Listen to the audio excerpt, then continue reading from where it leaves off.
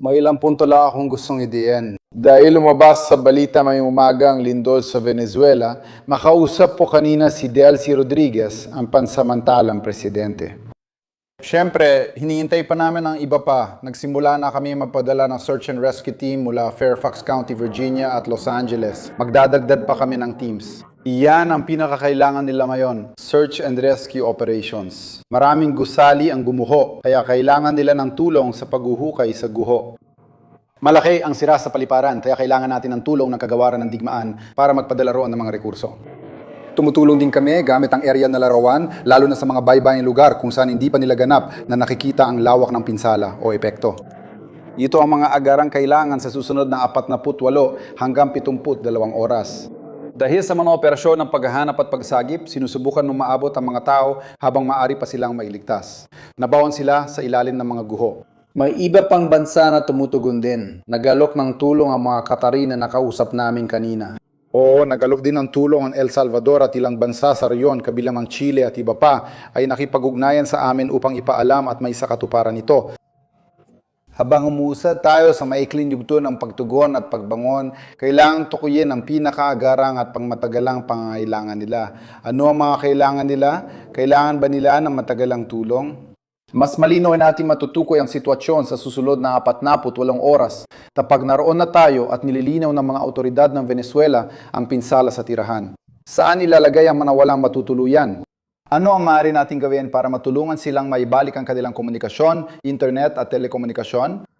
Kailangan din nating pamahalaan ang inaasahan pagtaas ng pribadong donasyon. Maisip ko na maraming tao mula sa Estados Unidos at mga entidad doon, nakipag-ugnayan na kami sa ilan sa mga pangunahing institusyon ng kawanggawa. Alam ko na sa lokal na antas, lalo na sa timog ng Florida, maraming gustong tumulong at magbigay ng suporta. Kailangan lang natin ng paraan para umaksyon at magbigay ng suportang logistical. Na-activate na rin namin ang Disaster Response Team ng Department of State at ang aming makatawang pagsisikap. Maganda namin nagawa ito sa Jamaica matapos ang pagtatangka ni Ion at Bagyo, kaya handa na kami ngayon. Nakausap ko na rin si Sekretaryo Hexet. Mahalaga ang papel ng Departamento ng Digmaan sa lohistika dahil kaya nilang marating ang mga liblib na lugar. Ngayon, sira ang paliparan sa Caracas at may bitak ang isang runway. Pero kaya magpalapar ng Departamento ng Digmaan. Sa ganitong sitwasyon, kailangan natin ito. Kaya may kumpletong tugon ng gobyerno, malaki, mabilis at epektibo. Malinaw na nakikipag-ugnayan tayo sa pamamagitan ng embahada natin doon.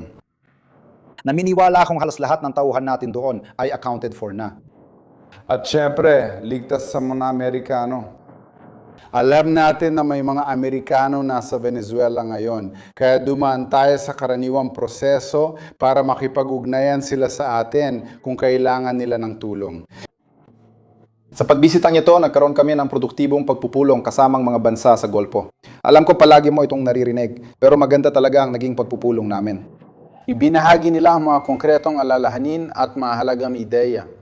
Ang pangunahing alalahanin nila ay nais nilang maabisuan sa bawat hakbang ng negosasyon, technical man o pampolitika. Gusto namin makasali sila. Mahalaga ang Qatar bilang tagapamagitan, pero dapat ring isaalang-alang ang opinyon ng lahat ng bansang ito. Hindi kami gagawa ng mga desisyon o pangako makakasama sa kasaganaan, katatagan o seguridad ng aming mga kasosyo sa Golpo. Sa bawat hakbang, gagawa kami ng tuloy-tuloy na sistema ng komunikasyon para hindi nila sa media unang marinig ang mga bagay na ito. Walang masamang ibig sabihin sa inyo. Dapat nilang marinig ito direkta mula sa amin at maging kasali sila hanggat maaari habang sumusulong tayo. Napag-usapan na rin namin ito ngayon. Mayroon silang ilang particular na issue. Malinaw na walang suporta mula sa mga bansa sa Golpo para sa anumang toll, bayad o sinil sa paggamit ng internasyonal na tubig. Ipinahayag ng Pangulo na hindi ito mangyayari, hindi ito magiging bahagi nito, hindi ito maaaring maging bahagi nito. Muling nilinaw ito kahapon sa Oval Office, sa press conference at inulit ko rin ang puntom yon. Maganda ang pagtanggap ng mga kasosyo dito, kaya tara na. At sinabi mo, sige, sa pahayag mo kaninang umaga, nabanggit mo na. Sa Iran na kasunduan, may kapalit ito para sa Volta. Oo, syempre. Gusto mo bang makita ang mukha ko? Oo, pasensya na, maaari kang magpatuloy. Sa mga komento mo kanina, sinabi mong walang kasunduan sa Iran at tila magkakaroon ng kapalit para sa mga interes ng mga estado sa Golpo. Ibig sabihin ba nito na sa negosasyon sa Iran, pag-uusapan ninyo ang mga proxy at banta sa Strait of Hormuz na kahit bukas ito, naapektuhan pa rin ang paglalayag ng barko? Trapiko at pati na rin mga proxy. Ayon sa Memorandum of Understanding, binanggit nito ang kapayapaan sa riyon at hindi pang iimasok sa soberanya o interes ng mga independenteng bansa. Iyon ang mga proxy. Nakikialam sila sa soberanya ng bansa. Kung nabibigay ka ng pera sa Hezbollah para kalabanin ang pamahalaan ng Lebanon, nakikialam ka sa kanilang politika. Kung pinupunduhan mo ang mga milisya sa Iraq, nakikialam ka talaga doon. Kapag nampupundo ka sa Hamas, Houthis o iba pa, nakikialam ka sa soberanya ng mga bansang iyon. Kaya, kasama na iyon. Pinalakay sa memorandum ang mga isyong ito dahil mahalaga ang mga ito. Ang tema nito ay tiyak na pag-uusapan dahil hindi magkakaroon ng kapayapaan at katatagan sa riyon hanggat may mga hindi estadong aktor sa loob ng mga hangganan ng mga soberanong bansa na pinopondohan ng Iran. Salamat. Ano ang masasabi mo tungkol sa alitan sa pagitan ng Iran at Oman kaugnay ng seguridad sa pagdaan sa mahalagang kipot ng Hormuz sa rehiyong iyon? Kaya narating nga natin ang panahong naririnig mo ang mga Iranian na may sinasabi pero iba ang totoong nangyayari. Malinaw sa amin at dapat malinaw din sa inyo na patuloy na maglalabas ng matitinding pahayag ang sistema ng Iran. Naglalagay sila ng tao sa TV at media para magpahayag pero hindi namin pinapansin ang press conference nila. Mas mahalaga sa amin kung umaandar talaga ang mga barko. Kung gumagalaw ng tama ang mga barko, iyon ang aming susuriin at pagtutuunan. Kung sa kabilang banda, ang retorika ngayon ay sinabayan ng totoo mga banta at hindi gumagalaw ang mga barko. Nilalabab nito ang kasunduan at magkakaproblema kami doon. Kaya pinapanood namin ang patuloy na pagdaan ng mga barko. Sa kasong ito, ang rutang ito ay ginagamit para sa paglikas na pinangungunahan ng pandaigdigang organisasyon sa maritima at dapat ipagpatuloy. Kahit magpatuloy ito, pwede pa rin silang mag-press conference ng gusto nila. Kung titigil ito, magkakaproblema tayo. Salamat. Nanghako ang Oman na hindi sila maniningin ng bayarin o toll at muling nilinaw na wala silang interes sa sistema kahit matapos ang 60 araw ng negosasyon. Di ko alam kung nailabas na pero may magkasanid tayong pahayag mula sa pagpupulong na nagpapaliwanag nito. Kaya gusto kong ulitin ang punto na nabanggit ko kanina. Kung sakaling hindi kayo naroon sa bukas na bahagi, pareho lang ang bayarin at toll. Nagbabayad ka para makadaan, bayarin man toll o donasyon, pareho lang itong toll. Ganito namin ito tinukoy, isang pandaigdigang daan ng pantubig. Walang bansa sa mundo na sumusuporta sa ideya na kailangan magbayad para tumawid sa mga kipot. At isipin mo ito sa ganitong paraan. Hindi rin ito practical. Ipagpalagay natin tuluyan tayong nabaliw at magpasya tayong pumayag sa mekanismo ng toll o bayarin. Paano ito gagana? Hindi practical. Ano ang mangyayari kung hindi magbayad? Kung ayaw magbayad ng barko at hindi ito toll, hindi mo pwede singgilin. Ipadala mo na lang sa koreo, binabari sila. Pag binaril at pinalubog ang barko, wala nang kikilos. Ang sistemang ito ay pabaya at hindi practical. Mas mabuting kalimutan ang ideyang ito. Malinaw na ang sinabi namin. Tawagin mo man itong bayarin o toll, kahit anong gusto mo. Kung maniningil sila sa paggamit ng mga kipot, hindi kami papayag o susuporta. Nagkaisa ang lahat sa silid tungkol doon. Juno, Kalihim. dalawang bagay. Sa Venezuela, may halaga na ba sa dolyar para sa tulong o di pa tiyak? Maaga pa mayon, pero alam natin kailangan nila. Sa aking karanasan sa paninirahan sa timog ng Florida at pagdanas ng mga bagyong nakaapekto sa Caribbean, natutunan kong kailangan munang maghintay upang makita ang mga pangangailangan. Ang pangunahing prioridad na yon ay paghahanap at pagsagip dahil mahalagang mailabas agad ang mga tao mula sa guho sa loob ng 48 oras para maligtas sila. Dahil dito, ito muna ang aming uunahin bago namin suriin ang iba pa nilang pangangailangan. Sa pagkakaalam ko tungkol sa ganitong uri ng sitwasyon, kakailangan nila ng lugar. Paano mo matutulungan na magkaroon ng masisilungan ng lahat ng mga taong ito sa maikling panahon? Kaya mas malinaw namin maintindihan ito. Wala pang 12 oras na nakalipas.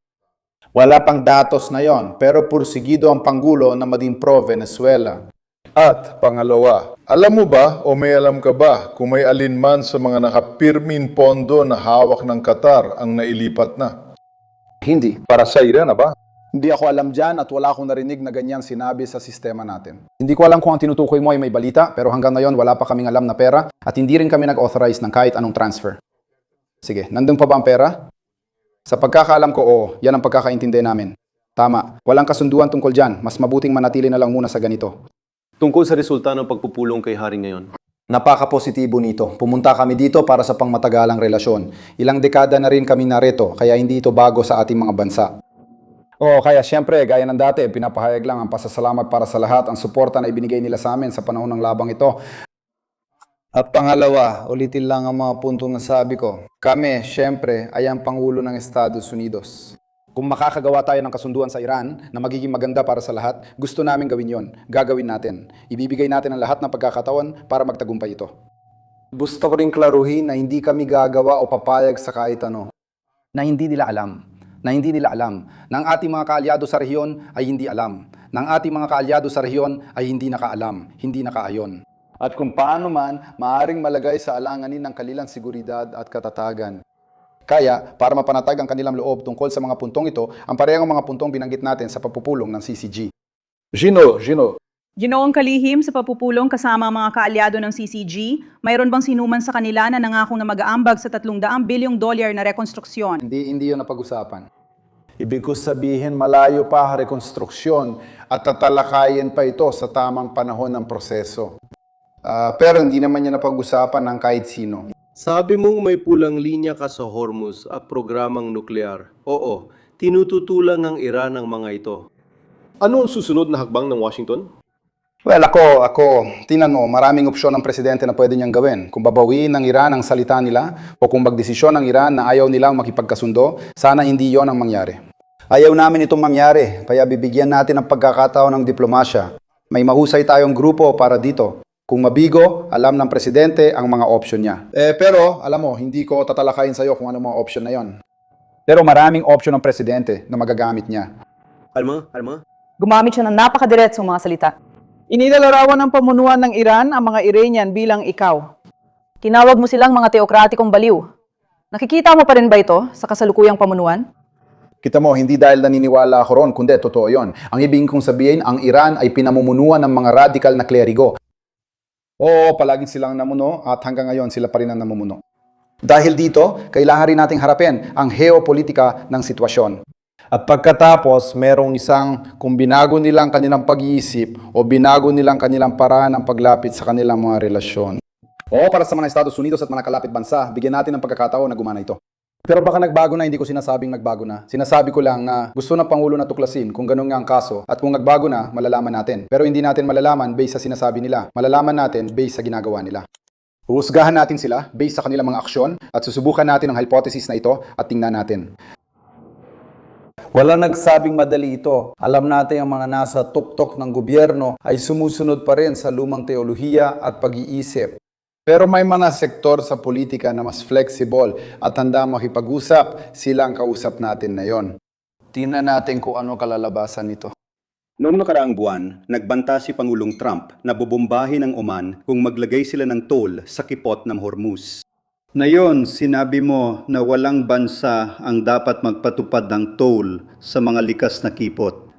Kumusta na ang bilateral na relasyon sa Oman ngayon? Kumbinsido ka ba na hindi sila naglalaro? Na nilalaro nila sa mismong isum ito? Maayos naman ang relasyon natin sa Oman. Ibig kong sabihin, sa huli, walang magiging bayarin o toll. Wala talagang ganon at pumirma na sila. Alam mo, nasa meeting sila kanina at sinabi nilang tutol sila sa toll system. Maganda yon, mabuti naman. Kailangan ko itanong dahil kamakailan lang may banta ng pambubomba sa Oman. Kaya parang hindi maayos ang lahat. Kung ikaw, Pwede ko lang pag-usapan na mayon. Sa meeting, sinabi at pinirmahan na walang bayarin o toll. Dahil dito sa tingin ko maganda na pinirmahan nila ito. Ginoong kalihim tungkol sa Venezuela, may proseso ng pagpapatatag na isinasagawa. Oo, malinaw na malaki ang papel niya. Nag-aalala ka bang maapektuhan ng lindol ang proseso? Hindi ako nababahala ron. Ang inaalala namin ay baka may natabunan at gusto namin iligtas sila, lalo na't may kamag-anak sila sa Zewa. Pero kahit ganoon, lagi kaming tumutugon sa makataong krisis, lalo na sa ating hemispero. Doon kami nakatuon na yon. Ang lindol ay hindi bahagi ng proseso ng pagpapatatag at hindi napaplano, pero positibo kaming tumutugon. Masaya kami na makita na ang ibang mga bansa sa rehiyon ay kumikilos din. Ibig ko sabihin, kahit hindi maganda ang relasyon ng El Salvador at Pangulong Bukele sa Venezuela, agad siya magpadala ng search and rescue team para tumulong. Ngayon, mag-focus tayo sa aspetong Macatao. May mga tao na naapektuhan at nasugatan. May ilan na namatay, may ilan na malubhang nasugatan, at may ilan pa na naipit pa rin sa mga guho. Doon tayo mag-focus. Hindi ko nakikita na tinitingnan natin ito bilang bahagi ng mas malawak na pagpapatatag. Maliwanag na ito ay pag-atras. Malalampasan natin ito at naniniwala akong mas tatatag ang Venezuela sa kabila ng trahedyang nararanasan nila ngayon. Inoong kalihim, hindi tinukoy ng memorandum kung anong mga taon bawal bumuo ng sandatang nuklear ang Iran. Kailangan ba ng eksaktong bilang sa pinal na kasunduan? Pinahahalagahan ko na hindi. Yan ang dahilan, Dr. Hindi pa pinalang MOU kaya wala yan ron. Ang MOU ay balangkas at pamantayan lang para sa negosasyon. Walang duda, bahagi ng negosasyon ang tatalakaing espesipikong termino gaya ng taon, limitasyon at mekanismo ng pagsusuri at pagpapatupad. Pero may bilang ba? Ngayong umaga may negosasyon ang GCC, Iran at Iraq tungkol sa Hormuz. Sinusuportahan mo ba ito? Ano yan? Narinig natin ngayong umaga na magne-negosasyon ang GCC, Iran at Iraq tungkol sa Hormuz. Sinusuportahan mo ba ito? Hindi ko alam o nakita ang ulat na yan at hindi rin napag-usapan sa akin ngayon, kaya hindi ako makakomento. Sekretaryo, sige magsalita ka.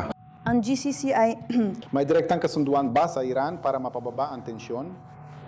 Hindi ako pwede magsalita tungkol sa komunikasyon ng mga bansa na yon sa bilateral na antas. Sa tingin ko, laging may komunikasyon sila at Qatar ang pangunahing tagapamagitan. Tungkol sa aming memorandum ng pagkakaunawaan kung saan kami kasali, na pag-usapan na magkakaroon ng mekanismo dahil ginagamit na ito sa lahat ng bagay. Magkakaroon ng sistema magpapasama sa kanila sa bawat proseso habang may pagunlad sa technical at pampulitikang talakayan tungkol sa MOL. Sisiguraduhin namin sila ay updated sa mga usapan at isinaalang-alang at may tugmang kanilang pananaw at interes sa atin. marami sa mga estado ang nakaranas ng mga pag-atake ng misil. Kabilang na ang Bahrain. Sa mga kamakailan, oo. Pero walang nabanggit, sinabi sa memorandum ng pag-unawa. Sa mga kamakailan, pero walang nabanggit tungkol dito sa memorandum ng pag-unawa sa pagitan. Ano masasabi mo tungkol dito? Mukhang may hindi pagkakaintindihan. Hindi dapat maging kumpleto ang MOU. Sa madaling salita, nagtatakda ito ng mga batayan ng negosasyon gaya ng MOU. May mga puntong ukol sa agarang pagbubukas ng mga kipot. Ngunit sa huli, ito ang gumagawa ng mga patakaran sa negosasyon. Sa prosesong ito, iniisip ko marami kaming pag-uusapan. Tungkol sa GCC, may nabanggit silang alagang bagay para sa kanila. Gusto nila ng isang uri ng pondo para sa muling pagtatayo. Nakaranas sila ng pinsala. Gusto nila mabayaran para sa mga pinsalang iyon. Kaya iniisip ko na bilang bahagi ng proseso ng MOU at bilang bahagi ng pakikilahok nila sa atin sa prosesong ito, mga issue na gaya nito ilalabas. Tama ba? Tara na, kinansela ng iyong Italianong katapat ang appointment bago ka dumating. Dahil sa tensyon kina Trump at PM Meloni, napag-usapan mo ba ito? Kinausap mo ba ang katrabaho mo? Nakausap ko siya noong Biyernes. Noong Biyernes o Sabado sila nagpasya na huwag pumunta. Malapit ng pirmahan ng mga kasunduan ukol sa mga critical na mineral at iba pang issue.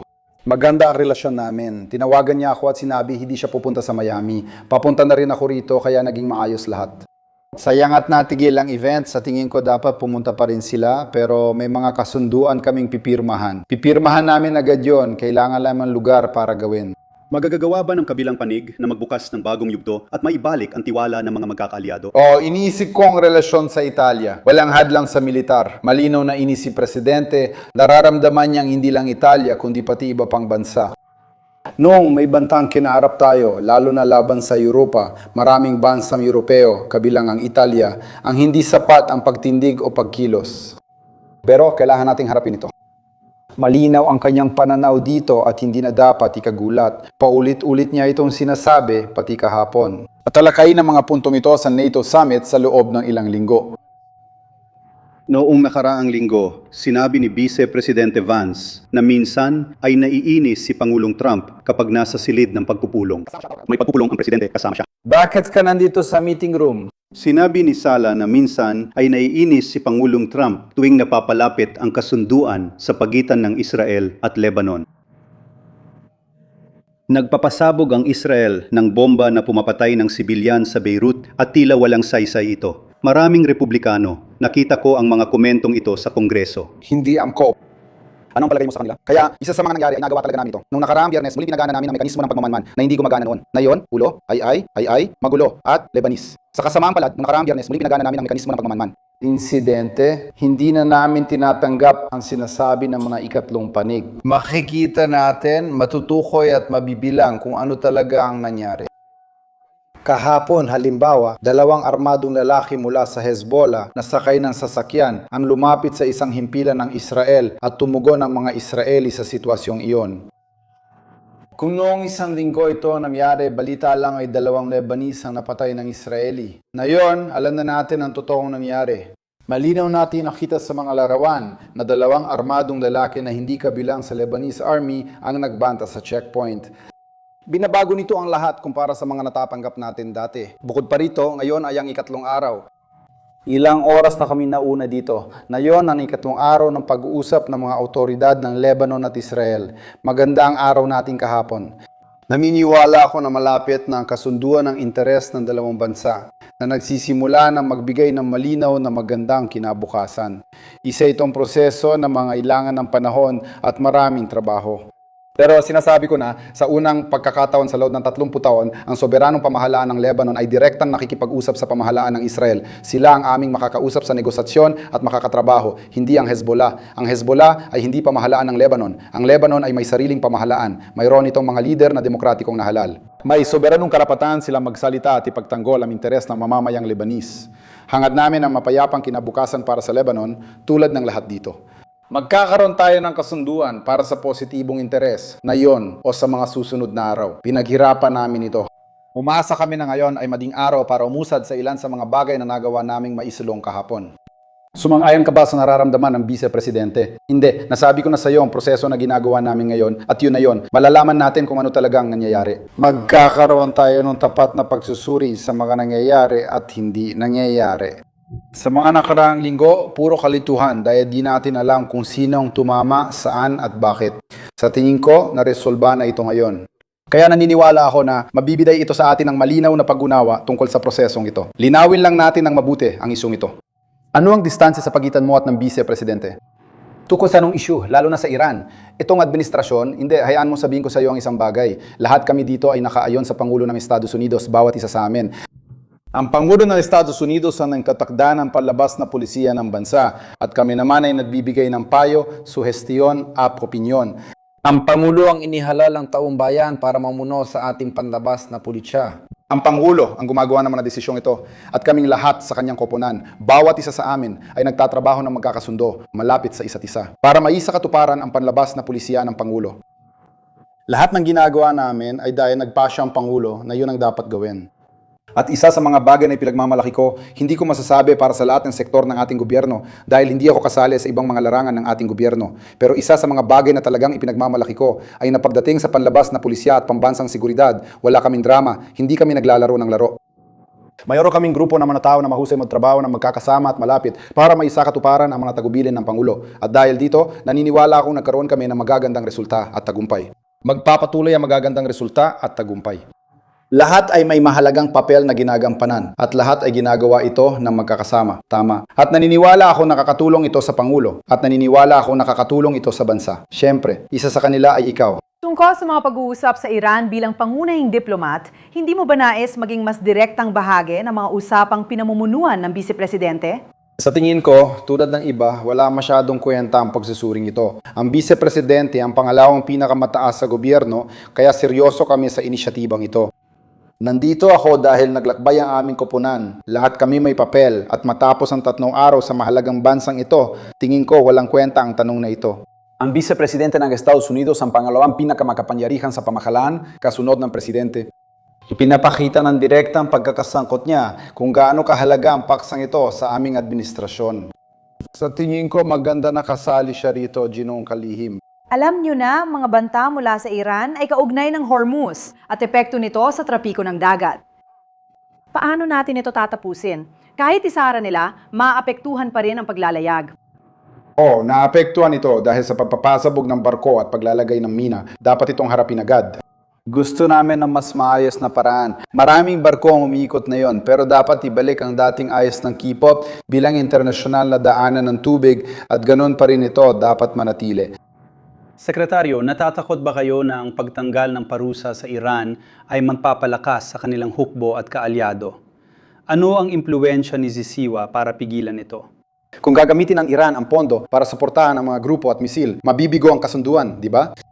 Alam namin yan, pero umaasa kaming hindi mangyari. Sa ngayon, may 60 araw na lisensya lang para payagan ang negosasyon at makita kung saan ito hahantong. Ulitin ko, kung gusto ng Iran ang kasunduan, bukas ang Estados Unidos. Kung ayaw nila, malalaman ng Pangulo at may opsyon siyang gawin. Isa lang tanong tungkol sa NATO. Kahapon nalaman namin na sinabi ng mataas na opisyal sa Washington na tumulong ang mga kaalyado tulad ng Italia sa mga hukbo at iwa at binuksan ang kanilang mga base sa mga Amerikano. Jet ba? Sumagot na yon ng Iran at tinawag na kasabwat ang NATO. Sinasabi nila na silang responsable sa pagsiklab ng digmaan sa pagitan ng Estados Unidos ng Amerika at ng Iran. Ha? Ang Iran? Sige, ano reaksyon mo sa katotohanan ito? Palagi namin nililinaw na ang Iran ay mas malaking banta pa sa Europa kaysa sa Estados Unidos. May mga misil na ang Iran na nakakabot sa ilang bahagi ng Europa dahilan ng pagkadismaya ng Pangulo. Lahat ng tao ay gusto magsabi na hindi dapat magkaroon ng sandatang nuklear ang Iran, na hindi dapat magkaroon ng kakayahan sa sandatang nuklear ang Iran. Tanging ang Pangulo lang ang handang umaksyon dito. At nung gumawa siya ng aksyon tungkol dito, nakatagpo siya ng mga kaalyado na pahirap sa atin na gamitin ang ating mga base. At kaya muli kung pag-uusapan mo ang alyansa ng NATO, isa sa mga dahilan kung bakit palagi kong sinusuportahan ng husto ang ating presensya sa NATO ay dahil tinitiyak nito ang ating mga karapatan sa paggamit ng mga base na nagbibigay daan sa atin na magpakita ng lakas at protektahan ang ating mga interes. Kung hindi ka payagang gamitin ang mga base ng mga bansa na iyon, maapektuhan ang buong alyansa. Tungkol naman sa Pangulo, naniniwala siya na mas malaking banta ang Iran sa Europa kaysa sa Estados Unidos. Nang kumilos siya, hindi siya umini ng tulong militar mula sa kanila. Hindi natin kailangan ng tulong nila. Tinanong niya kung pwede namin gamitin ang mga base, pero may tumanggi o pinahirapan ito na ikinainis niya at nadulot ng anino sa sana ay maayos ang NATO. Kailangan ko nang umalis. Tungkol sa Iraq, interesado akong malaman kung gaano kayo nababahala sa Iran na pinagtitibay ang kontrol sa kanilang mga kaalyadong milisya doon. Kahit may pag-uusap, anong banta sa inaharap ang posibleng idulot nito sa mga kapitbahay ninyo? Muli, ito ay halimbawa ng pakikialam ng Iran sa soberanong usapin ng ibang bansa, na yun naman sa Iraq. Sa kabila nito, mayroon na silang bagong punong ministro. Bumubuo siya ng gobyerno. Nakakatanggap kami ng magagandang senyales mula sa kanya at bibisita siya sa Washington sa lalong madaling panahon para makipagkita sa Pangulo. Pumasa kami na magpapatuloy kami sa pagtatanggol at tagalan sa soberanya ng mamamayan ng Iraq, hindi ang pakikialam ng Iran. Magiging paksa ito ng usapan. Nakipag-ugnayan na kami sa bagong punong ministro at minsan na rin siyang nakausap ng Pangulo sa telepono. Sinusubaybayan namin ito. Sa ngayon, may magagandang senyales at ilang magagandang hakbang na ginawa niya sa pagbuo ng kanyang gobyerno. Pero malinaw naman, may ilang hamon pa rin. Pero ito ay isang bagay na tututukan talaga namin. Sige, huling tanong na mga kaibigan dahil kailangan na namin maghanda para umalis. Isa pa tungkol sa mga bansang kasapi ng GCC.